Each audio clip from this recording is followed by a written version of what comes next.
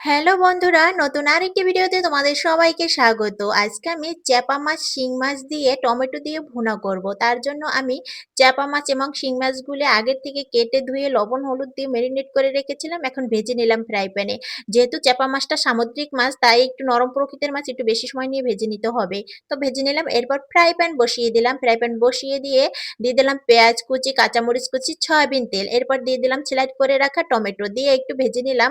পেঁয়াজটাকে বেশি ভাজা যাবে না, হালকা নরম হলেই হবে। এরপরে দিয়ে দিলাম লবণ, হলুদ গুঁড়ো এবং অল্প পরিমাণে মরিচ গুঁড়ো দিয়ে আর একটু ভেজে নিলাম, হালকা পরিমাণে ভেজে নিতে হবে। এরপর চুলা লো আঁচে রেখে দিলাম, চুলা লো আঁচে রেখে ভেজে নিলাম। এরপর ধনিয়া শাক দিয়ে দিলাম, ধনিয়া শাক দিয়ে একটু ভেজে নেব, হালকা ভেজে নেব। এরপর দিয়ে দিলাম ধনিয়ার গুঁড়া।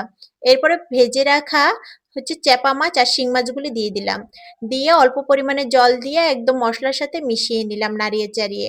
বেশি জলের দরকার হবে না, অল্প পরিমাণে জল দিলেই হবে। এরপরে অল্প পরিমাণে দিয়ে দিলাম জিরার গুঁড়া, জিরার গুঁড়া দিয়ে পরিমাণ মতো কিন্তু জল দিয়ে দিয়েছি। যেহেতু মাছটা ভুনা করব, বেশি জল দিতে হবে না, তো অল্প পরিমাণে জলের প্রয়োজন হয়। তো এরপরে দিয়ে ঢেকে দিলাম পরিমাণ মতো জল দিয়ে।